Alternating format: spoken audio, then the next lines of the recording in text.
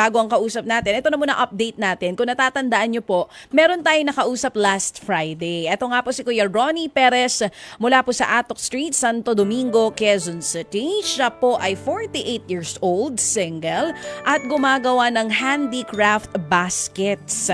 Si Kuya po ay napakabait na kapatid dahil meron po siyang kapatid na may karamdaman po siya ngayon at siya po ang tumutulong dito sa kanyang kapatid at maging sa anak at sa asawa para po sa kanilang mga pangangailangan araw-araw. Ang sakit po nito ay cancer at yun nga rin po ang dahilan kung bakit hindi na rin naiisip nitong si Ronnie ang sarili niya mismo magkaroon ng makakatuwang sa buhay dahil niisip niya munang tulungan po etong kapatid niya. Ang sinusweldo lamang po niya kada isang linggo, 1,000 hanggang 1,500 pesos per week po yan. Depende sa gawa at presyuhan. At sabi niya nga po sa atin last week na ikwento rin niya dahil po sa pagtulong niya dito sa kanyang kapatid, may mga napagkakautangan po siya. So kung may magbibigay nga sa kanya itong mga Happy Anonymous natin, bukod sa para talaga ito sa kanyang kapatid na si Ronnie, para mabayaran na rin po itong mga pinagkakautangan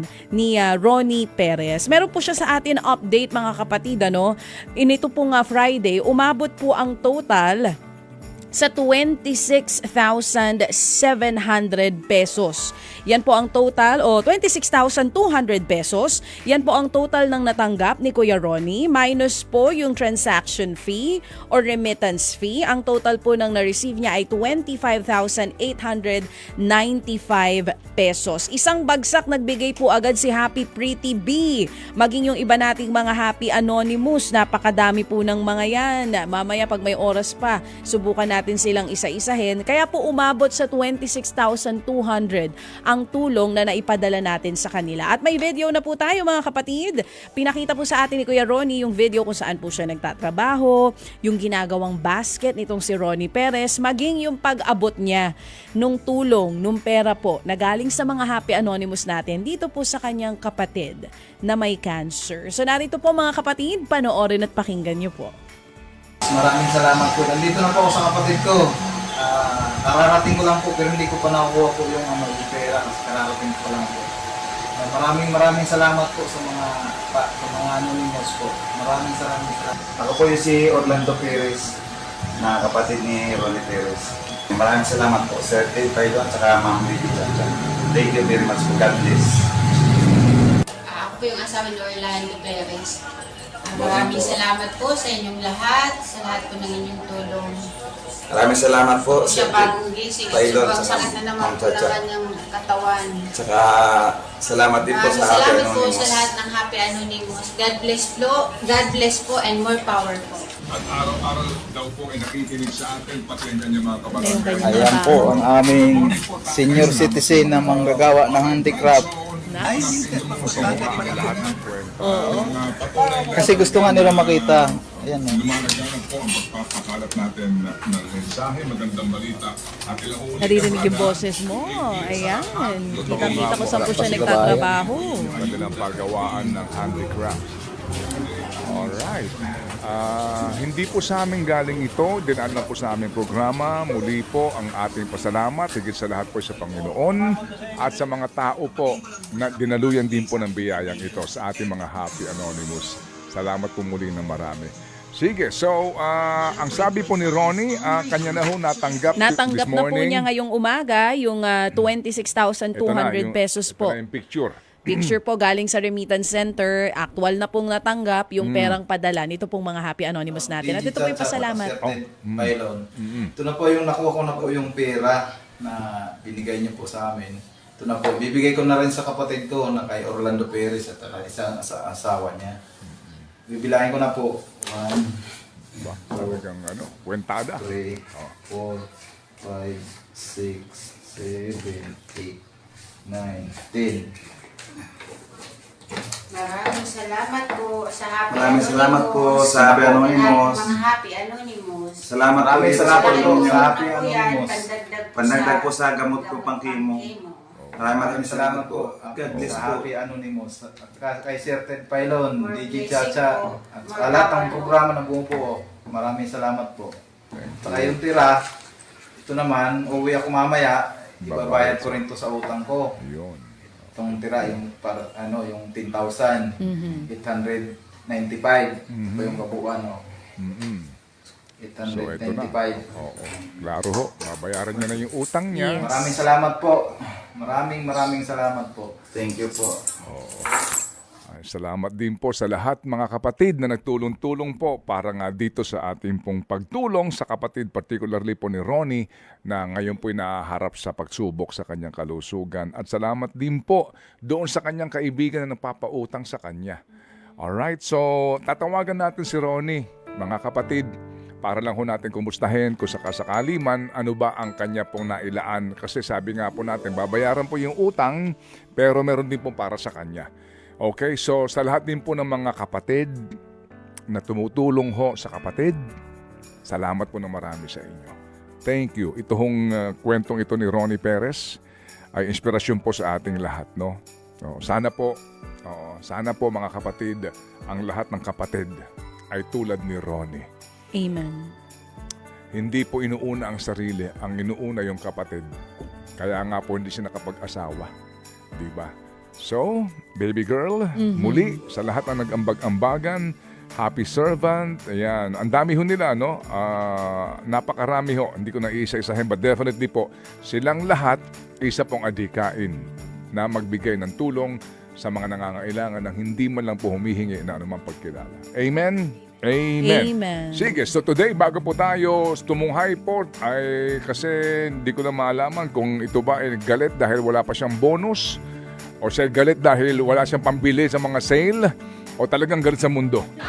Okay, ito po, bago ating pakinggan itong si Marco, ito muna ang ating pong winner today para po sa ating What's on Your Mind. Here Eto we na mga go. kapatid, nasa linya na po natin mula sa Manolo Fortich, Bukidnon, 32 years old, isa pong tindera ng gulay, dalawa po ang anak at may asawa, si Mamshi Ruby Nika. Ganda naman ang pangalan. Good morning, Mare Ruby. Good morning, ma'am. Sa Didi Chacha, salamat kaayo na inyo pong natawagan. Ang lambing-lambing naman ni Ruby Nika. Salamat kaayo. Anong gusto mo itawag ko sa'yo? Ruby or Nika?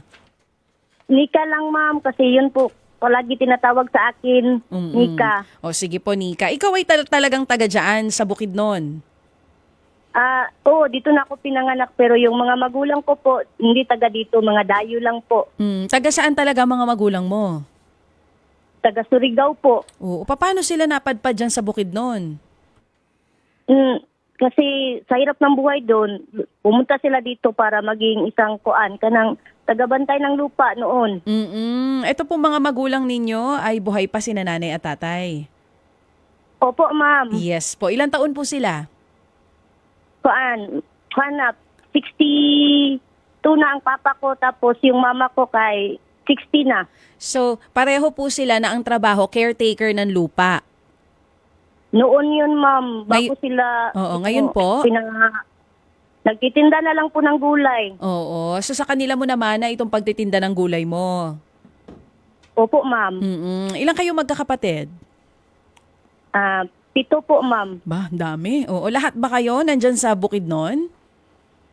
Yung nakakatanda namin nasa Iligan, tapos yung sunod sa nakakatanda nagtatrabaho sa isa Prince. Saan po? Tapos Prince Hypermart. Oo, dyan din sa Bukidnon. Opo, ma'am. So isang kapatid nyo lang ang wala dyan na nasa Iligan nga po. Oo. Oo. Tapos sino kasama nila nanay at tatay sa bahay? Meron pa ba silang mga kapatid mo na kasama doon? Oo, yung dalawa kong kapatid. Ano to? Yung mga wala pang asawa? Oo. Tapos ikaw, Nag-aaral ko ng kolehiyo. nag-aaral. Paano to pa? Bunso ninyo? Dalawang bunso ninyo? Oo. Oh, ilang taon? Ha? Ilang- Ilang taon na po sila, ma'am? Hindi, ilang taon po yung mga kapatid ninyo na nag-aaral na kasama ng nanay at tatay nyo? 21 at 18. Oo. So senior high school po itong mga ito? College na po silang dalawa, ma'am. Ano pong kurso? IT yung Isa, tapos yung isa BSBA, ma'am. Okay po. Sige, mamaya natin balikan na itong storya ng mga kapatid mo na nag-aaral pa rin at kasama nito mga magulang mo sa tirahan. So, kayo po ay matagal nang nakikinig o nanonood sa amin sa 1PH? Ngayon lang, taon lang po, ma'am, kasi bumalik ako sa bahay ng magulang ko. So, sino po talaga ang nanonood? Yung po mga magulang nyo? Opo, ma'am. Yun, nadamay si Ate Nika sa panonood ni nanay at tatay. O sige po, kung sakali ba itong 2,000 piso galing sa Happy Anonymous natin, saan nyo po planong dalhin? Idadagdag ko po sa puhunan sa pagtitinda po at itulong po sa mga magulang ko. Dadagdagan mo yung tinitinda mong gulay at yung kalahati para sa mga magulang. Sige po, ano po muna yung Bible verse na binigay sa atin ni Pastor Jeff last Friday? Mateo 1:21. Magsisilang siya ng isang batang lalaki at Jesus ang ipapangalan mo sa sanggol sapagkat ililigtas niya ang kanyang bayan sa kanyang mga kasalanan. At ayun po, sa inyo pong pakikinig sa amin araw-araw, ano po na itulong nitong segment na ito sa inyong buhay, Miss Nika? Nakapagbigay po siya ng peace of mind, ma'am. Kasi yung dumadaan ka sa mga trials bitaw, ma'am, tapos makakarinig ka ng mga Bible verse, mga patutuo ng mga tao na may himala, nandyan ang Diyos para tumulong. So nakakatulong talaga siya, ma'am. Nagbibigay siya sa iyo ng dagdag ng lakas araw-araw. Amen. Nika, Yes, sir. kung sa may ato, day. Ay, Sa may ato, na mo'y luto diha, day. naluto naman, sir, pero kuan pa, sir, kanon pa. Di. Wapay sudan. Di ay. Ako ay. Sa may ato sud, sa may ato sudan unina day, sardinas.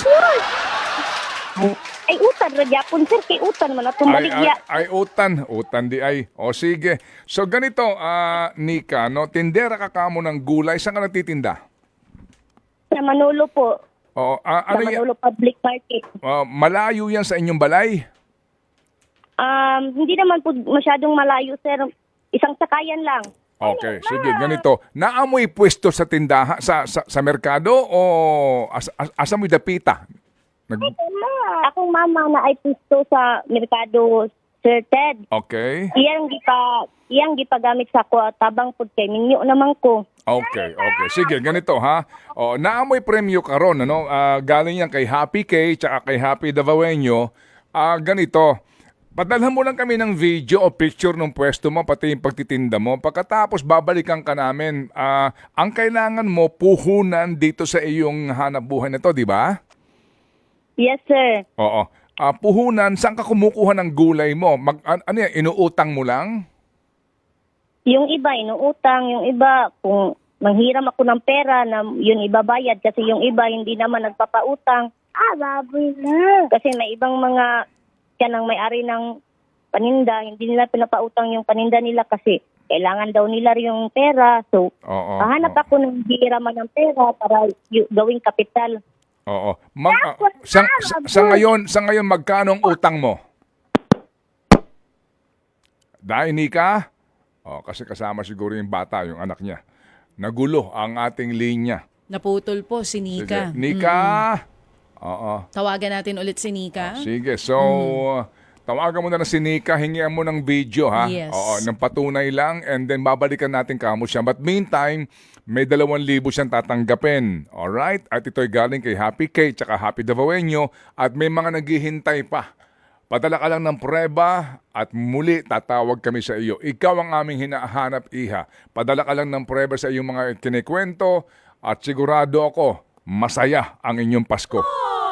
Yan ang sinasabi ko sa inyo. Tandaan nyo.